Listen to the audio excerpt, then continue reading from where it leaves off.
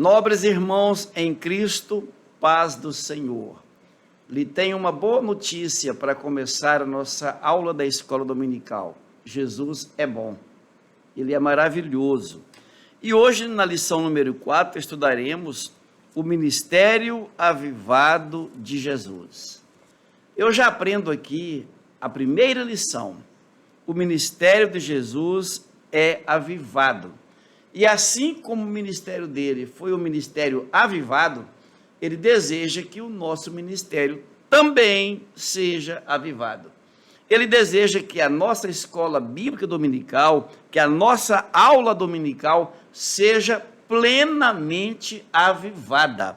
E é nesse âmbito, nesse aspecto, nesse direcionamento, é que segue a lição de hoje.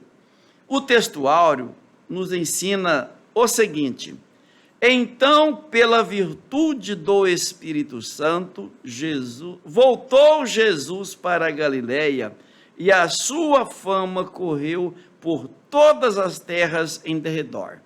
Lucas capítulo 4, versículo 14. Percebam que a fama de Jesus só correu por todas as partes porque o ministério dele era avivado pelo Espírito Santo. Daí, pastor Eliseu, pensar e até poder afirmar aqui, quem deseja que tenha a fama que teve Jesus, não no aspecto vaidoso, mas no aspecto verdadeiro, é só ter um ministério avivado. Qualquer outra fama, ela não faz parte do ministério de Jesus. O senhor concorda com essa afirmação? Com certeza. Paz do Senhor, meus irmãos. Esta é uma realidade, e interessante nesse particular, pastor, é que Jesus veio exatamente para ser o nosso modelo, para nos ensinar a ser avivados. Ele desce à terra como Deus, abre mão de toda a glória que tinha ali, juntamente com o Pai, para vir, claro, para nos salvar, mas além de salvar o pecador, depois de salvá-lo, servir de modelo para os seus discípulos que haveriam de continuar a sua obra. E quem são esses discípulos? Ora, tinha 12 apóstolos, mas uma inumerosidade de discípulos além desses, e outros que foram surgindo, dentre os quais eu e você somos discípulos de Jesus. Então ele é o modelo de avivamento, a maneira que ele vivia, a maneira que ele falava com as pessoas, a maneira que ele resolvia os problemas, a maneira que ele se portava com humildade, a forma de ele trabalhar como um consolador, um defensor do fraco, que sempre voltava para o necessitado. E chega até a dizer, os sãos não necessitam de médico, mas sim os doentes. Então, toda a maneira de Jesus agir vai nos servir de exemplo, e essa lição de hoje vai nos ensinar que precisamos buscar copiar Jesus à risca, e o Pai Celestial fica feliz quando nós assim fazemos, porque Ele veio para nos ensinar, e se nós fizermos, estamos dizendo para Ele que estamos aprendendo o que Ele veio para ensinar. E não é nada feio copiar Jesus Cristo. Ele é o paradigma perfeito, e quem deseja um ministério avivado, fica aí em liberdade. Copiar, seguir as pegadas do mestre.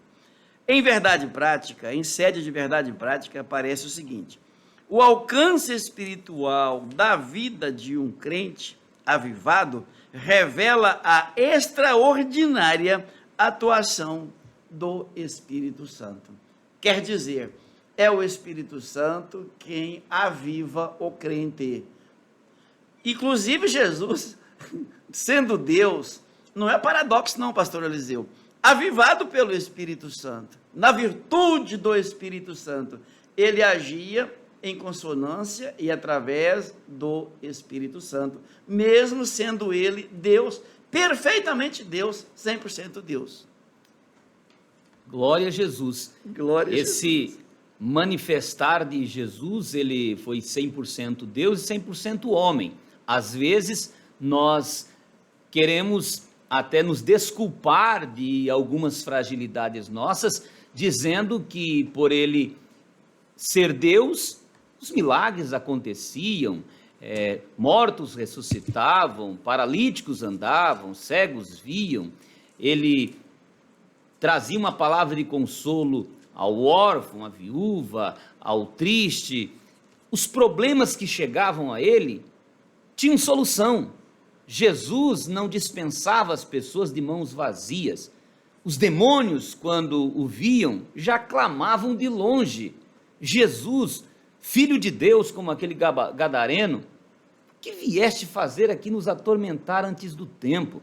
Porque os demônios, pastor Jormi César, eles sabem que o crente tem poder, que não porque nós somos grandes ou fortes, muito pelo contrário, nós somos muito frágil, não suportamos nenhuma investida do inimigo. Se fôssemos medir força humana com a força dele, seria impossível.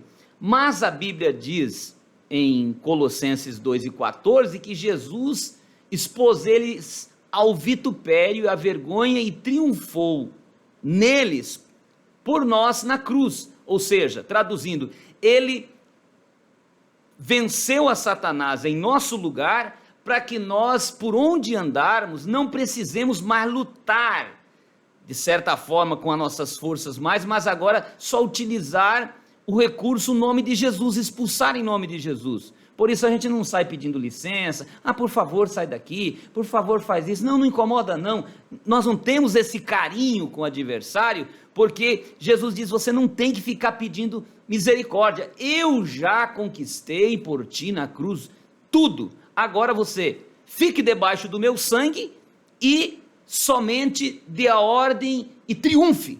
A palavra aqui é triunfe. Entretanto, a falta do avivamento faz com que a gente fique amedrontado. E eu já digo, pastor, que o medo é uma coisa que entristece Deus. Deus nos chamou para a fé. Deus nos chamou para crer. Jesus nos chamou para exercer a fé. Quando nós fazemos isso, nós estamos apenas obedecendo ao Senhor Jesus e alegrando o coração de Deus.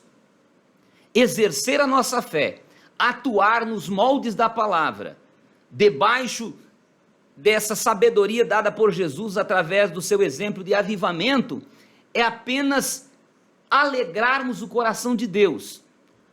O contrário, que é o medo, a incredulidade, ele entristece Deus. Então, vamos alegrar o coração de Deus e vamos ficar debaixo desse avivamento. Na leitura em classe, no versículo de número 18, que faz parte de um contexto do Evangelho de Lucas, no capítulo 4, versículo 14 ao 22, o versículo 18, ele pontua a importância do Espírito Santo na vida e ministério do Senhor Jesus Cristo. Veja lá o que está escrito: o Espírito do Senhor é sobre mim, pois que me ungiu para evangelizar os pobres, enviou-me a curar os quebrantados de coração, a apregoar liberdade aos cativos, a dar vista aos cegos, a pôr em liberdade os oprimidos e a anunciar o ano aceitável do Senhor. 6 coisas, 6 atividades de primeira linha que Jesus realizou e ainda realiza na unção do Espírito Santo, cheio do Espírito Santo. Então, e o importante é que ele quer compartilhar conosco. O Deus Pai, o Filho e o Espírito Santo querem compartilhar conosco também esta mesma unção, este mesmo envio, este mesmo apregoamento, esta mesma capacidade de dar vista aos cegos e impor liberdades aos oprimidos e anunciar o ano aceitável do Senhor. É um ministério de compartilhamento. Deus deseja a sua igreja exercendo esse ministério com autoridade e na virtude do Espírito Santo. E não é à toa que o escritor de Atos dos Apóstolos, no capítulo 1, versículo 18, ele enuncia algo muito semelhante a isso aqui. Mas recebereis poder, mas recebereis a virtude do Espírito Santo. Agora, ele não está falando para Jesus, falando para nós, aos que creem. Recebereis a virtude ou o poder do Espírito Santo e ser-me-eis testemunhas, tanto em Jerusalém como em toda a Judéia, em Samaria e até os confins da terra. A igreja, eu, você, os que creem em Jesus Cristo, recebem dele a mesma autoridade, a mesma graça, a mesma unção para fazer o mesmo trabalho. Então, Jesus quer nos abençoar de um modo muito especial. E esta lição deste domingo, ela nos deixa a par de como ter um ministério avivado, como avivado era o ministério de nosso Senhor e Salvador Jesus Cristo. Pastor Eliseu, será que se um crente hoje desejar um ministério bonito como esse de Jesus, pela unção do Espírito Santo, curar os quebrantados de coração, apregoar liberdade aos cativos, dar vista aos cegos, pôr liberdade aos oprimidos e anunciar o ano aceitável do Senhor, será que isso é possível? Pastor João César, irmãos que nos ouvem, em Efésios capítulo 4, nós encontramos ali alguns ministérios. Existe um versículo onde diz assim, que ele mesmo, Jesus mesmo, deu uns para apóstolos, outros para profetas, outros para evangelistas, outros para pastores e outros para mestres ou doutores. Então, conforme a função que a pessoa exerce, há uma ação, os milagres, os dons, eles atuam conforme o serviço que você está fazendo. Se uma pessoa visita hospitais, ele sente amor pelos doentes e convidado por Jesus, pelo Espírito Santo, para trabalhar nesta área, e ele obedece, Jesus vai usá-lo em curas divinas.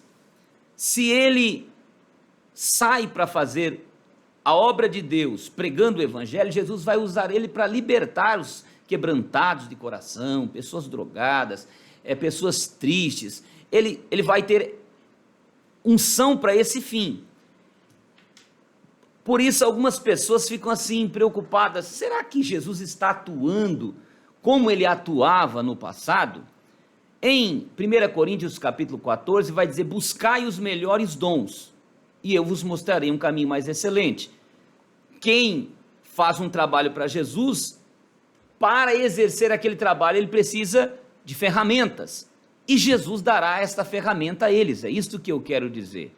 Daí também, em 1 Coríntios 12, vai dizer, a um, pelo Espírito, é dada a palavra da sabedoria, a outro, pelo mesmo Espírito, Espírito Santo, a palavra da ciência, a outro, pelo mesmo Espírito, discernimento de espíritos. Por que a outro e a outro? Porque Deus tem a igreja, que cada um tem uma parte, uma função no corpo de Cristo, e juntando todos, esses milagres devem acontecer. Uma igreja avivada, ela precisa ter esses dons de forma completa, e isso deve nos preocupar, porque somos uma igreja pentecostal que crê no poder do Senhor Jesus.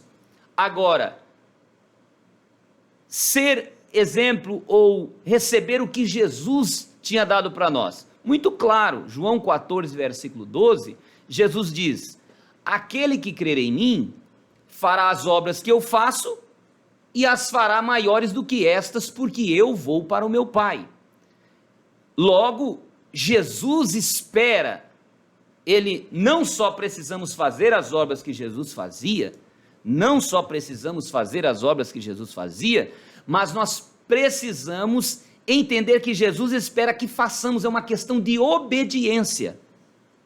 Digo obediência porque Jesus não virá aqui mais para pregar. Já é um mandamento mesmo. É um mandamento. Se eu pregar, as pessoas ouvirão.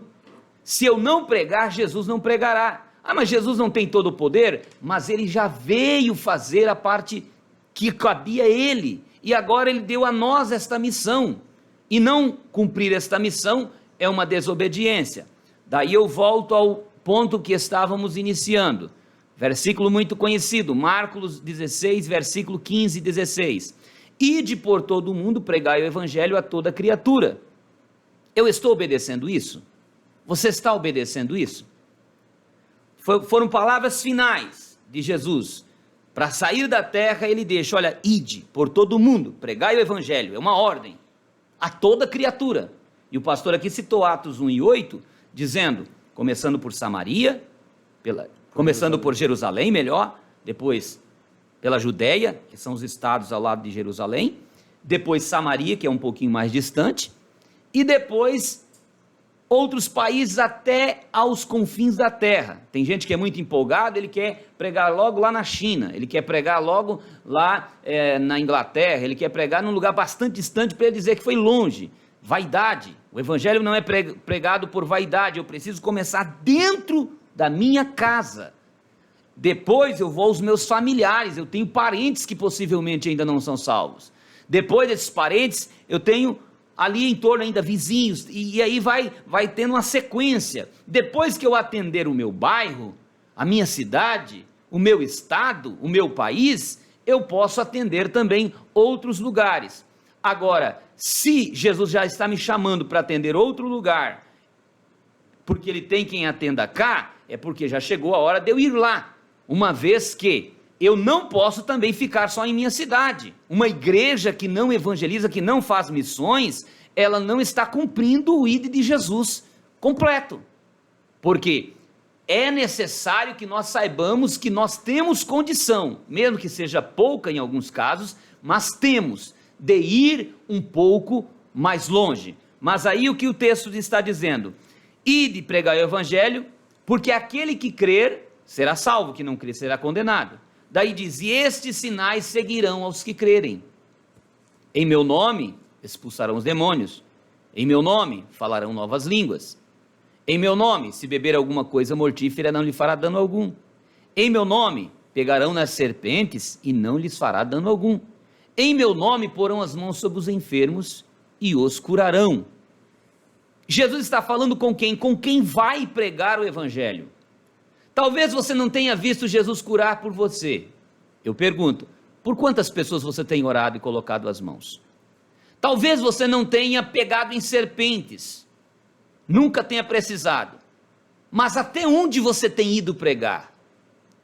Tens passado às vezes por uma pessoa jogada na sarjeta, como hoje existem muitas, tanto em cidades pequenas quanto em cidades grandes, que ainda o número é maior, e às vezes nós passamos e desacreditamos que aquela pessoa é um necessitado, achamos que aquilo não tem quase valor, e Jesus nesta lição vai dizer para nós, através desta aula desse domingo, vai dizer para nós que esta alma que está na sarjeta ali tem o valor como a minha alma, e o valor dela é maior do que o mundo inteiro. Se você juntar todas as riquezas do mundo, não comprará essa alma que você tem passado por ela, que eu tenho passado por ela, e não temos estendido a mão. Deus diz para nós neste momento, que é uma joia, que é um diamante, que está ali sujo, que está ali apenas escondido, em torno de uma poeira, de alguma coisa que a gente, às vezes até a nossa mente pensa estar tão sujo assim, nem está tão sujo, e nós não temos cumprido a ordem de Deus de ir lá pela palavra de Deus, e diz assim, serem limpos pela lavagem da água pela palavra, e lá com a palavra de Deus, limpar esta vida, trazer ela purificada pelo sangue de Jesus, para a presença do Senhor, e conquistar este valor que vale mais do que o mundo inteiro. Daí, pastor, a pergunta, o senhor está dizendo, se Jesus, a gente pode fazer os milagres que Jesus faz? Eu digo que se nós evangelizarmos, se nós formos onde tem que ir, nós, em pleno século 21, em ano 2023, veremos na nossa vida aquilo que havia na vida de Jesus. Se você quer fazer o teste, faça um propósito hoje. Ao ouvir esta aula, faça um propósito com Deus, de ir a lugares mais de desafios. O Satanás, ele está querendo arrombar a porta, mas você tem que expulsá-lo da localidade. Ele não vai sair se você não tirar ele do teu bairro. Ele não vai sair se você não tirar ele da sua cidade. E ele sai. Ele, se ficar, vai ficar para ser envergonhado. Se você se colocar na presença de Deus, você pode dizer para ele, você fica para você ver o que vai acontecer. Porque ele vai se retirar e o nome do Senhor será glorificado, porque ao ver ou ao ser expulso, ele terá que se retirar e você não será em hipótese alguma humilhado, porque o Deus que te enviou é o que diz, recebereis poder. Então, se você recebe poder, você vai. E digo, você não precisa ir sem poder. Não precisa ir sem poder mesmo. Deus não quer que você vá sem poder. Agora, também te digo, você só não tem poder se você não quer. O profeta Joel disse, naquela época o Espírito Santo era dado por porção, por medida, mas ele disse, nos últimos dias, diz o Senhor, eu derramarei do meu Espírito. É derramado. E agora derramar, né, pastor João César, você está com um copo de água cheio aqui, e você já está satisfeito, porque está cheio, você não vai preocupar, mas Deus diz, ó, está cheio, eu estou derramando. É uma fonte inesgotável, que se você, é diferente de uma caixa d'água, pastor João César, que numa caixa d'água você vai lá e tira 500 litros de água, por exemplo, você tira 50 baldes, ali já foi os 500 litros de água, mas Jesus disse que faria em nós uma fonte, aquele que crer, rios de águas vivas, porque daí você tira 500 litros, está os 500 litros ali, você tira mais 500, está os 500. Não cessa. Não cessa, isso é o derramar que Deus está dizendo. Então se eu e você não temos, Jesus diz, não tem, porque não quer. Você tem joelhos para dobrar, você ainda tem condição de carregar as marcas de Cristo, como disse o apóstolo Paulo, eu carrego as marcas de Cristo. Tem lágrimas para chorar. Nos olhos para chorar, no ventre para fazer jejum. Paulo carregava as marcas de Cristo, no joelho para orar, na boca para falar do amor de Deus. Você ainda pode carregar as marcas de Cristo. Então, você só não tem poder se não quiser. Então nós aprendemos essa grande lição, que o poder de Deus está disponibilizado para aquele que deseja, cheio do Espírito Santo, porque o Espírito Santo age de modo poderoso em nossas vidas. E que a fama de Jesus era uma fama virtuosa. Jesus nunca teve a fama vaidosa. Tá? Há dois modos de exercer a fama. Um de um modo vaidoso, o outro de um modo virtuoso. A fama de Jesus era uma fama virtuosa. Onde a fama dele chegava alegria, chegava paz, chegava gozo, chegava contentamento, chegava salvação, porque Jesus é isso mesmo, ele é Salvador. Então, ele é maravilhoso. Sequenciando a nossa lição, no primeiro ponto, Jesus é a pessoa do Espírito Santo. Não há confusão. Jesus não é o Espírito Santo, e nem o Espírito Santo é Jesus. Jesus é Jesus, que é a segunda pessoa da Trindade, e o Espírito Santo é o Espírito Santo, a terceira pessoa da Trindade. Cada um deles é uma pessoa específica, porém, a reunião deles, mais o Pai, forma uma única divindade. Então, há uma divindade, mas em três pessoas, o Deus Pai, o Deus Filho e o Deus Espírito Santo. Mas os três são uma só divindade, os três trabalham juntos e muito unidos. E nesse primeiro ponto, aborda-se a pessoa de Jesus, Jesus e a pessoa do Espírito Santo, no nascimento de Jesus, no batismo e também na tentação. Quer dizer, o Espírito Santo nunca esteve longe ou ausente de Jesus. No seu nascimento, enquanto Maria receber aquela visita tão importante daquele ser celestial que chegava para conversar com ela, ele anunciou que desceria sobre ela o Espírito Santo. Que coisa linda! De uma forma virtuosa e maravilhosa, e que a virtude do Altíssimo a cobriria. Ela ficaria debaixo de uma sombra a sombra do Onipotente te cobrirá. E o santo que de ti há de nascer, ele será chamado Filho de Deus. Que coisa linda!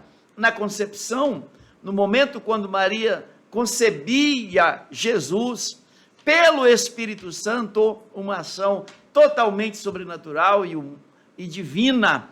Então o Espírito Santo estava ali presente, cobrindo e fazendo com que no ventre dela fosse gerado a pessoa de nosso Salvador. O Deus se encarnando, o Deus se tornando homem, visível, de forma conhecida, porque aquela geração pôde ver Jesus enquanto homem. E os relatos que temos é que ele era igual a todos, seu aspecto, seu modo de vida, ele era semelhante. Se tivesse 100 pessoas reunidas, 100 homens reunidos, para saber quem era ele, dava trabalho, porque ele era igual, ele não tinha nada tão diferente dos outros. Coisa linda, pastor Eliseu. E, no entanto, ele estava cheio do poder de Deus, cheio do Espírito Santo. Ele nunca deixou de ser Deus, na verdade. Ele continuava um homem Deus, cheio do Espírito Santo, mas não fez ele se sentir grandalhão, se sentir famoso. A fama dele corria, mas ele não se sentia famoso. Ele sentia uma pessoa como as demais, mas cheio do Espírito Santo, cheio de graça, cheio de virtude. E nessa virtude ele nasceu, nessa virtude ele foi batizado. Pastor Eliseu, que coisa linda o batismo de Jesus. Ali só vê a presença da Trindade completa ali. Explica para nós esse fato tão lindo assim, da Trindade presente no batismo de Jesus. Jesus está sendo batizado por João Batista, próprio Filho de Deus, descendo as águas, mas quando ele vai saindo das águas, o Espírito Santo em forma corpórea de uma pomba, é visto uma pomba que está ali descendo sobre ele, demonstrando que a unção estava vindo sobre ele e que algo iria modificar a partir dali. Jesus já tinha todo o trabalhar do Espírito Santo na vida dele, mas agora estava começando o seu ministério. Ele estava com 30 anos, então o Espírito Santo veio em forma corpórea para dizer, olha, sobre esse aqui está a unção do Espírito Santo, o Espírito está nele. E enquanto acontece isso, uma voz do céu, para que as pessoas ouçam, dizia, este é o meu Filho amado, em quem me comprazo, em quem tenho prazer. Esta voz do céu vinha do Deus Pai. Então, essa unção era maravilhosa. Os três distintos ali, né, pastor? Distintos. O Pai naquela voz, falando lá de cima, o Jesus dentro do Rio Jordão sendo batizado, e o Espírito Santo descendo sobre ele. Quem presenciou não tinha que ter dúvida mais, né, pastor? É muito claro, né? Mas, como humanos, nós temos a tendência, hoje nós não deveríamos duvidar de mais nada, porque nós temos a Bíblia toda clara, Deus fazendo milagre, o tempo todo ao nosso lado, e tem hora que a gente ainda ousa entristecer Deus, duvidando de coisas tão evidentes. O próprio João Batista, que batizou Jesus, mandou perguntar, vai lá e pergunta para ele se é ele mesmo. Ora, João batizou Jesus, ele viu tudo. Ainda foi perguntar, vai lá e pergunta se é ele mesmo. Coisa linda. A luta, né, os problemas da vida, as dificuldades da vida, daí vem um fator que virá aí no segundo ponto, né, pastor? Para que nós possamos, Jesus orava, Jesus tinha essa vida, por quê? Porque se a gente ficar ocupado com as coisas desta vida, mesmo que nós tenhamos tido grandes experiências com Deus, somos tentados a fracassar. Eu costumo dizer que, assim como o azeite ali que tinha naquela lamparina daquelas virgens ali do capítulo 25 de Mateus, o óleo na nossa vida, ou ele está aumentando ou está diminuindo. Se eu deixar de buscar, de reabastecer esta lâmpada através da palavra, da oração e do jejum, ela vai acabando. A escuridão cobre a terra. A densa escuridão está sobre os povos. E nós sabemos que vai queimando e a luz vai desaparecendo. Nós precisamos reabastecer. E como reabastecer? Através da oração, porque o Espírito Santo não sai da nossa vida. mas se não reabastecer, dá que ela fica vazia e de repente a pessoa vai procurar e acontece o que aconteceu aí com João Batista ou com alguns de nós de vez em quando. É só descuidar o alternador para de recarregar a bateria. Não pode ficar desconectado da fonte que é o Espírito Santo. Então, quem quer avivamento não pode desconectar da fonte que é o Espírito Santo. É Ele que nos reabastece com a força, com a coragem, com a disposição, com o ânimo, com a fé, com o destemor para poder, a cada dia, ser mais do que vencedor em Cristo Jesus. Mas o bonito nisso, pastor, é que a gente, para abastecer o carro, tem que ir ao posto, né? E para abastecer espiritualmente, você não precisa nem sair do lugar. Onde você estiver, você tem Jesus 24 horas para você se reabastecer hoje. As pessoas não reabastecem e no posto porque não querem. Tem que pagar. E cá não precisa, né, pastor? E cá é só estar conectado. O Senhor nos recarrega, nos reabastece, nos ajuda, e nele nós podemos ser mais do que vencedores. Um dia essa porta vai fechar, as virgens choraram por ela ter fechado, mas por enquanto ela está aberta. Pastor, interessante aqui na lição, ainda no primeiro ponto, que no primeiro item ele trata do Espírito Santo na vida de Jesus. No número 2, no segundo item, ele trata do Espírito Santo no ministério de Jesus. A lição que nós aprendemos é que na nossa vida também nós precisamos do Espírito Santo. E se não for a ele, nós não teríamos sido concebidos também, nem teríamos sido batizados, nem nas águas, nem com o Espírito Santo, e não teríamos vencido a tentação. Já no segundo item, no ministério de Jesus, ele precisou e demonstrou submissão ao Espírito Santo. Era o Espírito Santo quem o dirigia, mesmo ele sendo Deus, ele teve essa humildade desse tamanho. A lição que fica não é a mesma para nós, que mesmo Deus nos chamando para um ministério na casa dele, para uma função no reino dele, não precisamos também de inteira submissão ao Espírito Santo? Precisamos de inteira submissão desse reabastecimento, e às vezes nós estamos tão frágeis que a gente só se reabastece. Vivemos trabalhando, parece, em torno das nossas necessidades. Isso é muito perigoso. E às vezes a gente chega na igreja e alguém dá um testemunho. Eu quero aqui testificar que eu passei em medicina, no vestibular, agora vou cursar medicina. O outro, Jesus me curou e tal. E isso são coisas que acontecem para nós. Agora, aqui no segundo subponto está o Espírito Santo no ministério e o Espírito Santo para nós fazermos também pelos outros. Porque essas duas coisas precisam trabalhar unidas. Isso é bonito. O ministério é serviço, né? É serviço. E então, Jesus, ele primeiro se abasteceu, e é bonito aqui que Jesus foi ao deserto. O Espírito Santo, quando ele termina o batismo, o Espírito Santo lhe impele, lhe guia para o deserto, porque o Espírito Santo estava dizendo para ele: você precisa consagrar, você precisa jejuar, você precisa de um tempo a mais agora na presença do Pai, para enfrentar o que vem aí pela frente. Aí Jesus então cumpre esses 40 dias e sai fazendo a sua obra, servindo agora os demais, porque a ele já estava preparado, já estava nas condições, o que nos ensina uma grande lição. Então ele sai evangelizando os pobres. Por que os pobres, né? Os ricos também merecem a salvação, né? Mas aqui a situação dos pobres é porque na época que Jesus veio aqui havia muitos pobres financeiramente, maltratados, a situação era triste. Aqui a pobreza ela envolve tudo, doenças, pessoas oprimidas e tudo mais. Agora o rico, ele achava que ele não tinha problema, tinha também os problemas, às vezes até maior que os pobres, de certa forma espiritualmente, mas o orgulho não deixa aceitar que tem o problema. Então Jesus já foi logo atendendo aos pobres, de tal maneira que ele não ficou nem na capital, né?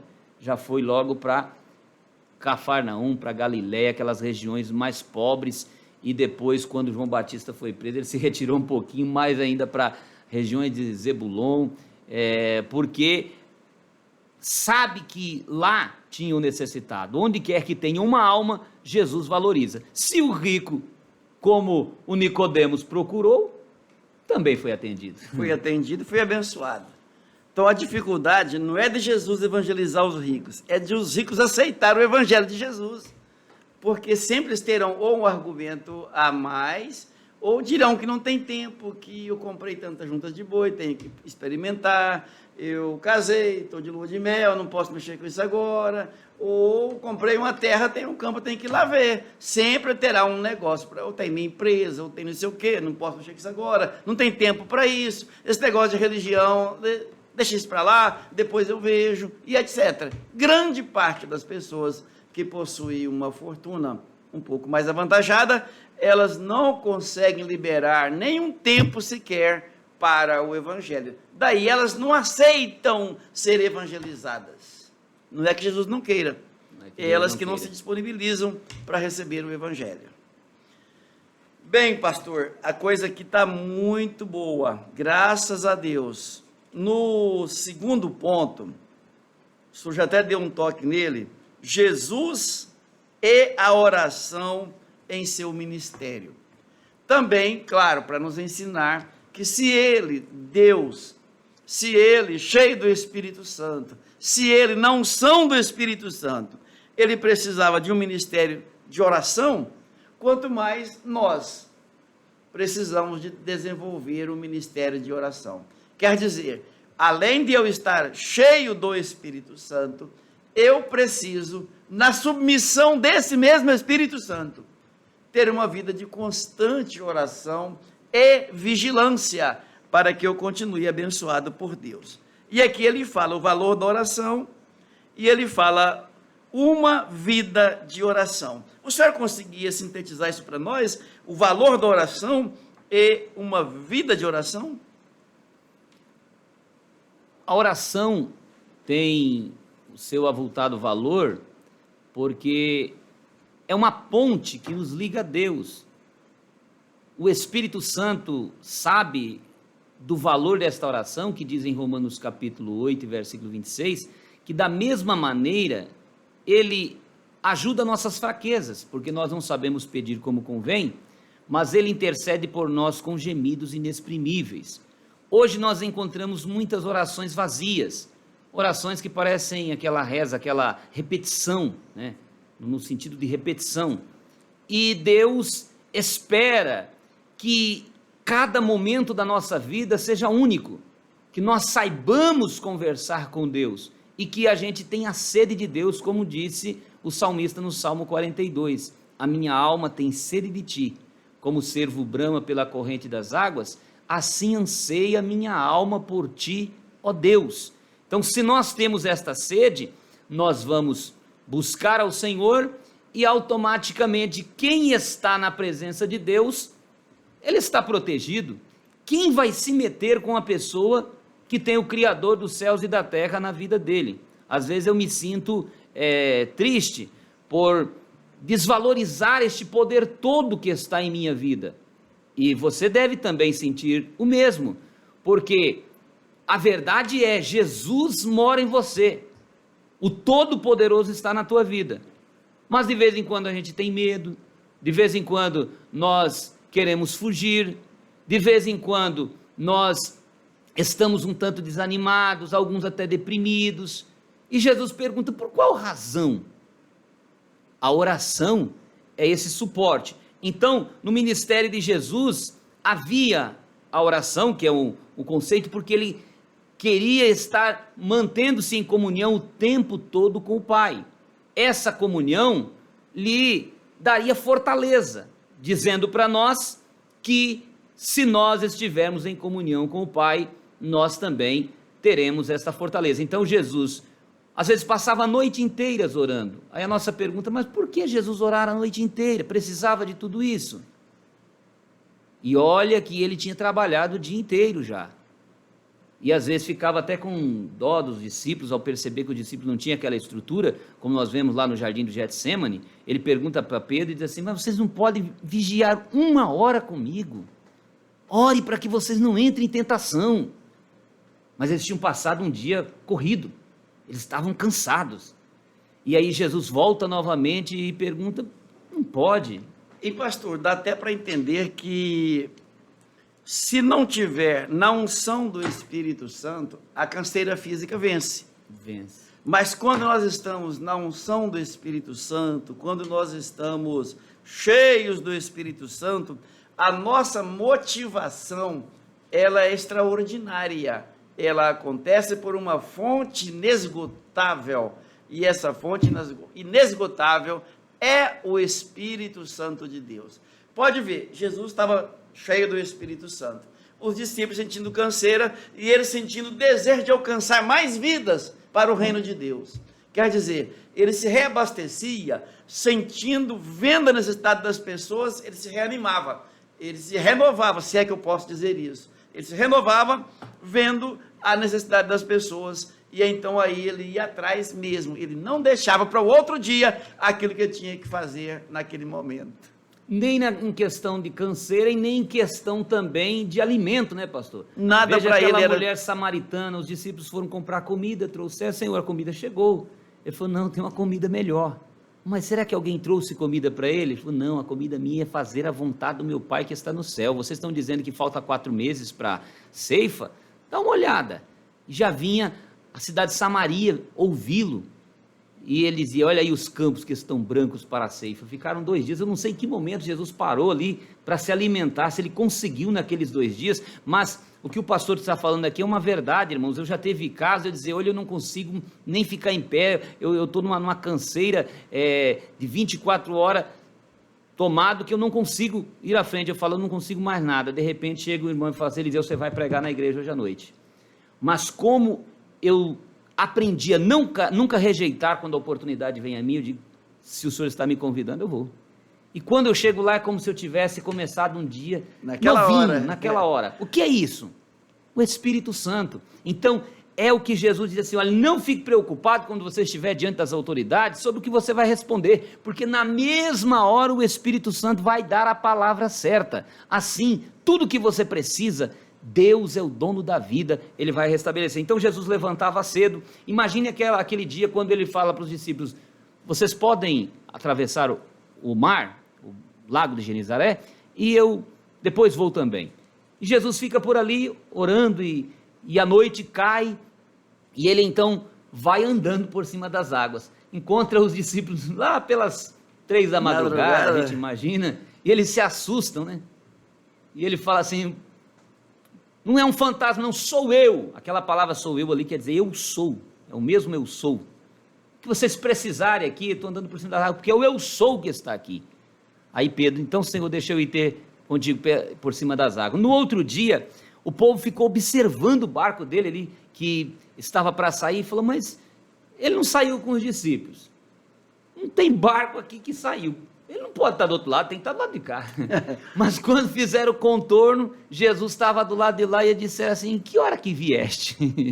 Interessante, né? Maravilhoso. Jesus é extraordinário, mas tudo por uma vida de oração que ele tirava horas da noite, pela manhã levantando cedo e levando uma vida de oração, nos ensinando que, se nós quisermos viver esta vida, nós devemos orar como ele ensinou, aquela oração correta, Pai Nosso, aquilo não é para ser uma repetição, pastor. Acho que o senhor pode explicar para nós até melhor. Pai Nosso, santificado, e ele tem toda aquela pausa, não significa que tem que orar daquele jeito, né, pastor?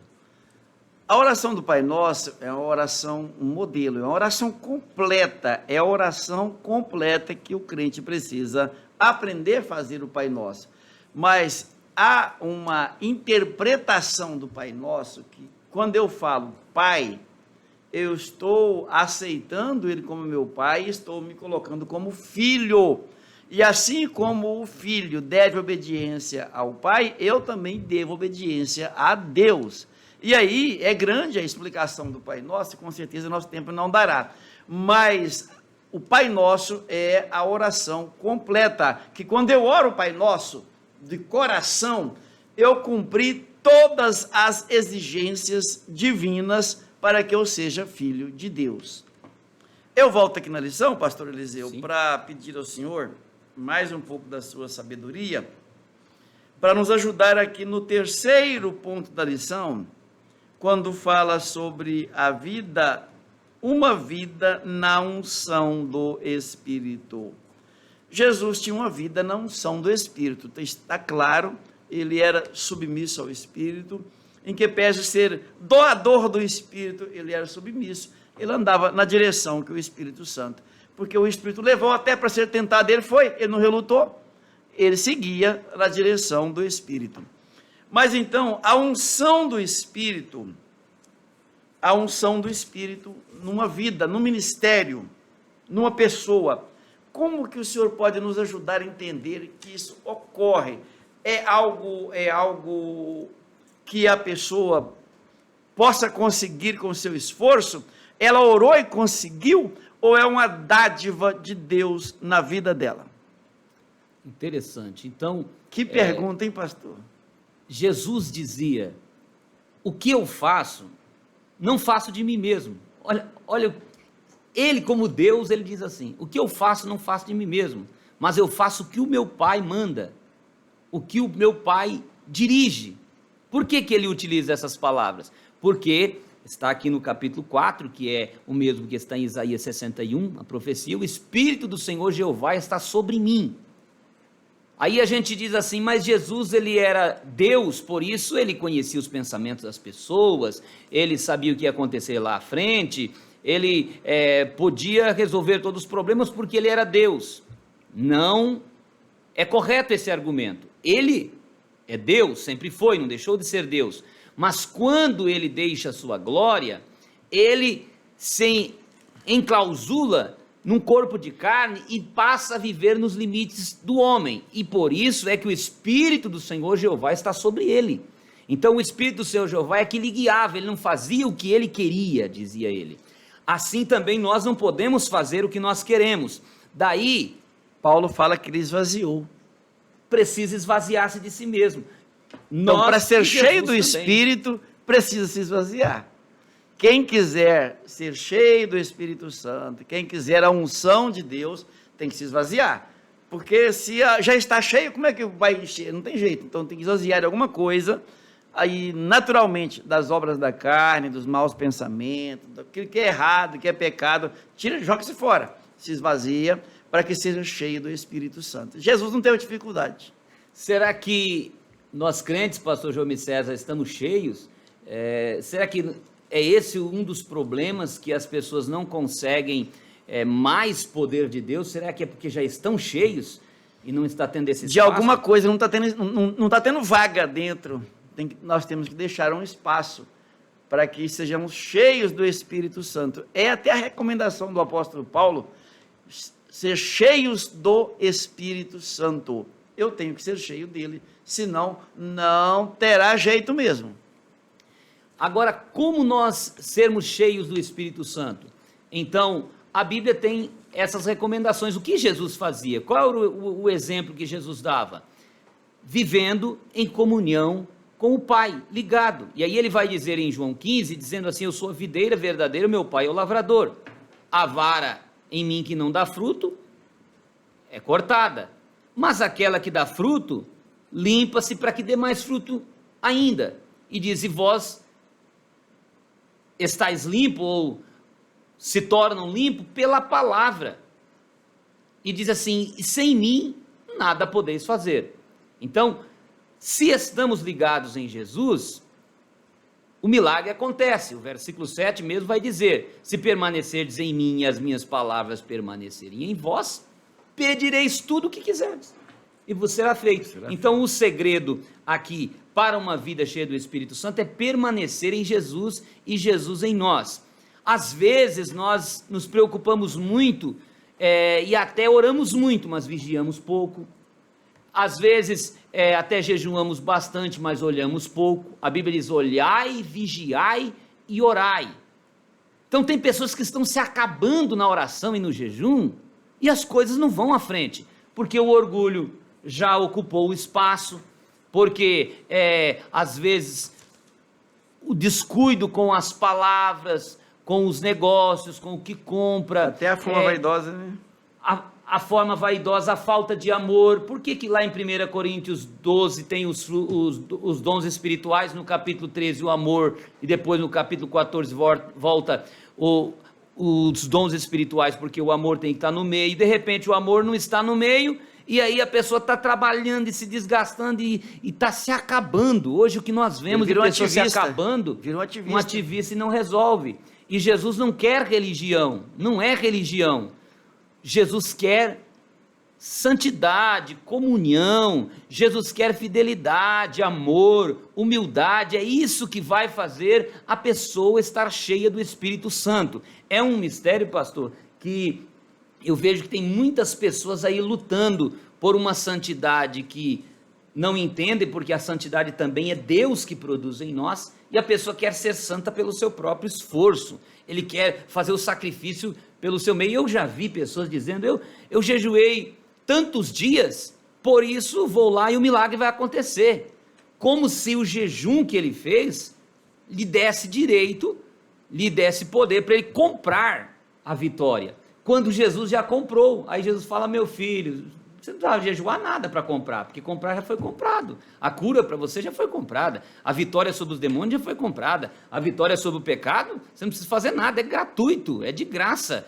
Agora, você precisa orar, consagrar, jejuar, para você manter a sua comunhão, para você manter juntamente com o Pai, não para ter direito. Direito você não vai conquistar com esses atos. Então a gente precisa entender qual é a função da oração, da consagração, e aí nós então teremos essa unção na vida que o pastor está aqui falando conosco nesse terceiro ponto. Eu posso entender a partir dessa fala que o jejum ele é necessário, mas como devocional. A oração é necessária como devocional, não para que isso compre de Deus alguma coisa, mas na minha devoção ao Senhor, eu devo fazer isso. Então, é um dever devocional e não meio de barganha com Deus, que não vai resultar nada. Que Deus tenha misericórdia de nós. Eu peço ao Senhor que faça o resumo geral da lição e a conclusão dela. Nós temos aqui esta lição tratando da grandeza de Jesus como o Deus homem que veio. O que eu quero trazer aqui claramente é que Jesus, ele é o nosso modelo, que Jesus, ele é a nossa inspiração, que Jesus é aquele que fez para que nós o sigamos. Como Jesus cuidava dos pobres, eu tenho que cuidar dos pobres. Jesus, tão ocupado, orava noites inteiras. Jesus, sendo filho de Deus e tendo a palavra da sabedoria, todo o conhecimento, ensino para passar para 5.000, 10.000, 20.000 pessoas, mas ele parava e esperava uma mulher no poço de Jacó. Uma mulher rejeitada, uma mulher que as pessoas consideravam adúltera, uma mulher de outra raça, de outra nação, que não era nem israelita. Mas Jesus, na sua grandeza, ele via que aquela mulher também precisava de salvação, e além disso, ela era uma chave para ele ganhar almas lá. Às vezes a pessoa que está do teu lado é a chave para você ganhar os outros do bairro, os outros da família, e você não está vendo ali. Por isso, não é importante a gente ficar se desgastando, a gente precisa estar na vontade de Deus e ser dirigido pelo Espírito Santo, para que nessa direção, então, a gente descubra a chave, e então o resultado será glorioso e grande. Jesus atendia pessoas individuais, Jesus parava para pegar uma criança e colocar no colo, Jesus atendia mulher como aquela que vinha para ser apedrejada, mas ele diz, ninguém te condenou, nem eu te condeno. Jesus parava. Então que nós possamos ter esse tempo, entendendo que a marca do avivamento se chama evangelização. A marca. para o evangelismo nós temos algumas coisas a fazer, mas para te garantir que você está avivado, você tem que me dizer que você é um ganhador de almas. Qual a maneira que você ganha almas? Se é de repente trabalhando no vocal, no coral, se é através de um convite ali de um aluno para a escola bíblica dominical, se é levando uma pessoa ao culto à noite de domingo, de repente você não tem facilidade para entregar folhetos, mas você sabe convidar o vizinho, o parente e levar para o culto à noite no domingo. Eu não sei qual é a maneira que você está ganhando vidas, mas se não estás ganhando vida, está faltando avivamento na tua vida, porque a marca de que uma pessoa está avivada é ele estar ganhando de alguma forma vidas para Jesus. Assim, eu encerro aqui esta parte, pastor, que o avivamento de Jesus, ele nos ensina a ser esse tipo de crente avivado. Nossos agradecimentos a todos os nossos alunos que participam conosco da Escola Bíblica Dominical, nossas lideranças, pastor Nelson, presidente da Semadeiron, que nos oferece aqui, nos disponibiliza os microfones de seu estúdio para este programa tão abençoador, que é a Escola Dominical, aos pastores presidentes, aos superintendentes das escolas dominicais, que Deus abençoe a todos nós nesse grande conjunto de obreiros que amamos a palavra de Deus e que fazemos dela essa bússola, essa orientação para nossas vidas e esse meio prático para ser cheio do Espírito Santo.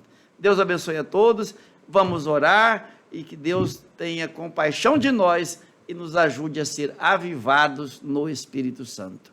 Pai de poder, Deus eterno, te agradecemos por essa oportunidade preciosíssima de estarmos em contato com a tua palavra, especialmente estudando sobre o avivamento. Que o teu Espírito Santo continue nos avivando, encontrando nossos corações em condições de ser cheios dele, para que a nossa vida seja também cheia do Espírito Santo. Guarda cada professor, abençoa nas ministrações em suas respectivas classes, dê sabedoria e graça e a tua unção, Pai, em nome de Jesus. Amém.